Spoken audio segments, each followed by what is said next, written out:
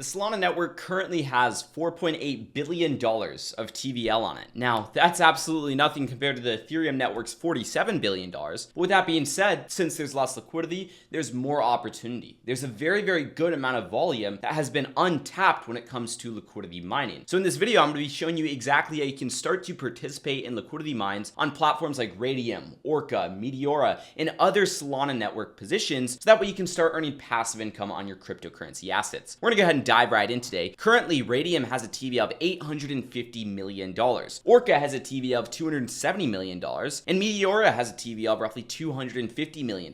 Now, what exactly are these protocols? These are decentralized exchanges where people are trading one asset for another asset. Like somebody on Orca may want to trade SOL for Orca, or somebody over on Radium might want to trade, let's just say, SOL for USDC or USDC for USDT. And then somebody on Meteora might want to do something similar as well and just trade one asset for another asset. The point is, all these decentralized exchanges allow for trading to happen, and as a liquidity provider, you can earn passive income on your cryptocurrency assets. Looking at some of the Meteora pools, you'll notice that we can provide liquidity for SOL to USDC or Jupe SOL. Over on Radium, we can provide liquidity for the same exact assets along with others like SOL Render, SOL Popcat, and just all these other assets, and then we can do the same exact thing over on Orca. It's just the thing is, which one should we choose? Which one should we provide liquidity on? Which liquidity pools should we focus on? All of that is going to be covered in today's video. Now, we're going to be using Metrix Finance primarily in conjunction with DeFi Llama. Metrix Finance is a software for finding the best concentrated liquidity returns, and it currently only does support Radium as well as Orca on the Solana network. But with that being said, we can use DeFi Llama and Meteora, but also just the Meteora site and some brain power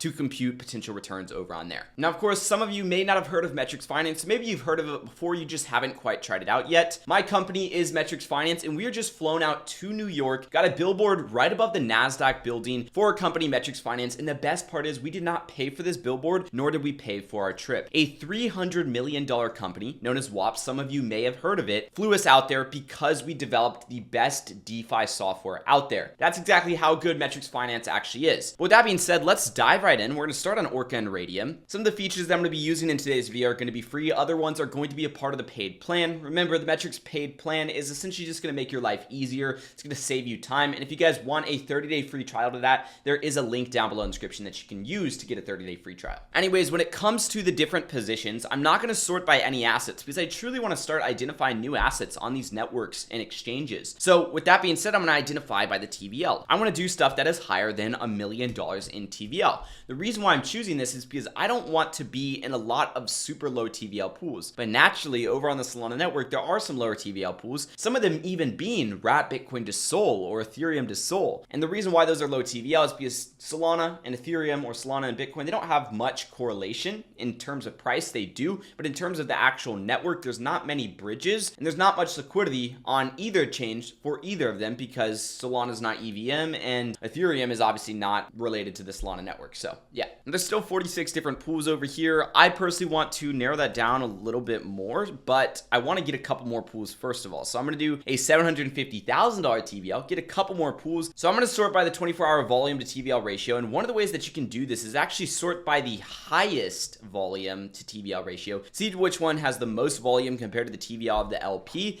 And then you can dive into the third page or just like halfway through the list and see kind of where it's at. And as you can see, it's at like around 50%. So I'm just going to go ahead and narrow it down to higher than 50%.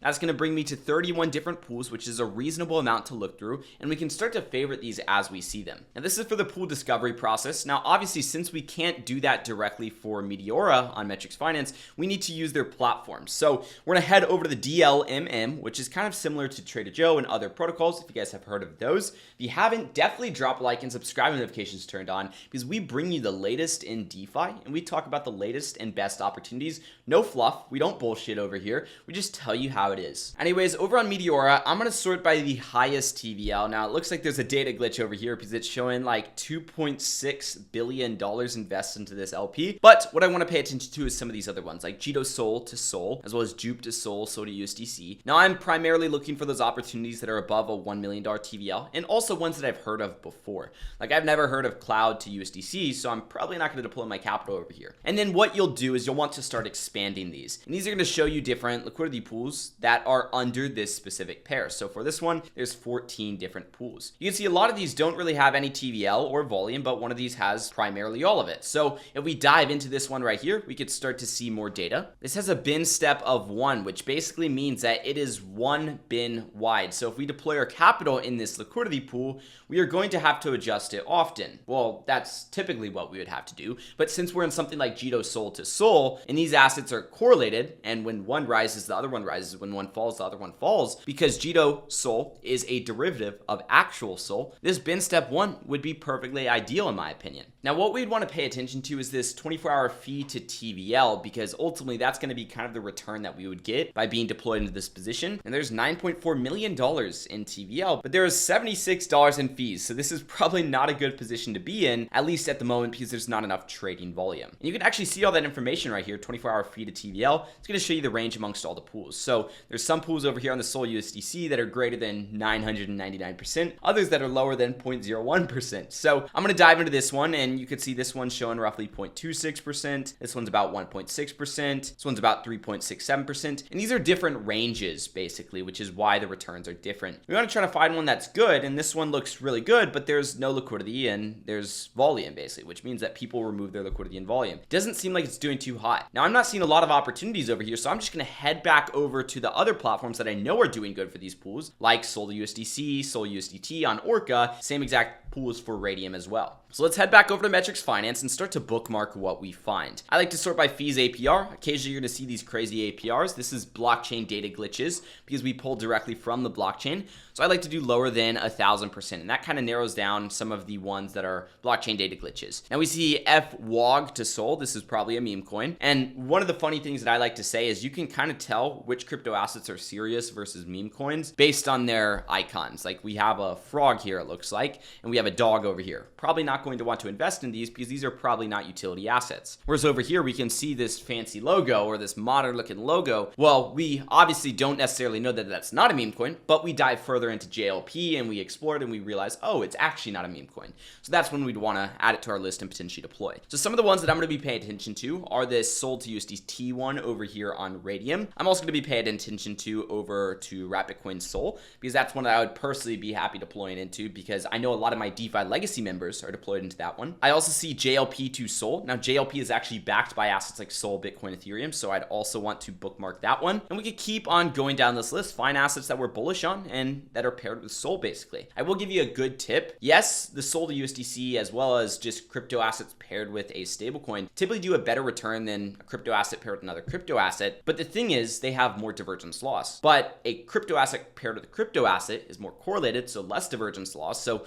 sometimes the trade-off is ideal and you would want to be in a crypto. Other times you would want to be in a crypto stablecoin liquidity pool. And it also all depends on market circumstances. Sometimes it's better to be in one than the other. So that's just something that I wanted to go ahead and put out there. And now that I've kind of got to the 30% APR mark, I'm going to stop favoriting pools because these are the ones that I'm not going to really want to be in. And that's just because they're not doing that good of an APR. Before we go any further, make sure to give me a follow on Instagram right there, JK Call, and you can check out that reel that I posted earlier in front of the Times Square billboard for Metrix Finance. Anyways, now that I've favorited these different pools, I would dive into actually simulating them. And once I simulate them, I would be able to add them to my portfolio, track their performance. But in terms of what I'm going to do now is actually show you how to get deployed into these liquidity pools and how to open up the positions if you're ready to open them up. So let's just say we were to choose Rapidcoin Sol and we were to go in and we start to simulate it. I'm going to assume a range of 360 to 500 over here. That's showing roughly 120% APR. One thing I'll mention is volume seems to be pretty dead for this pool, so we'd not want to factor in 30 days of volume, but rather factor in something like 5 days of volume, which seems to be more consistent. And that's showing roughly a 30% APR, which is still pretty solid for something like Rapidcoin to Sol in my opinion. So do I want to still deploy into this one? Probably. So I'd type in WBTC over on Orca, which is the platform that it's on. We could see that right there. And then once that's typed in, we would find the correlated pools. So this is 0.3% fee tier, and it's on the Solana network, obviously. So 0.3% tier. And then we would dive into this one right over here, and we could put our deposit amounts in. So if we want to deploy $10,000, it shows we need 45 Sol. We would just paste that right in here, and then we would be able to actually deposit into this liquidity pool just by clicking the deposit button. Pretty simple right there. Obviously, make sure to paste in your range and everything like that. But one thing you'll also notice is there is another liquidity pool over here as well that shows a higher yield to TVL ratio. It's showing 0.07% as opposed to 0.05%. And the reason why this one, we didn't see it on Metrix Finance,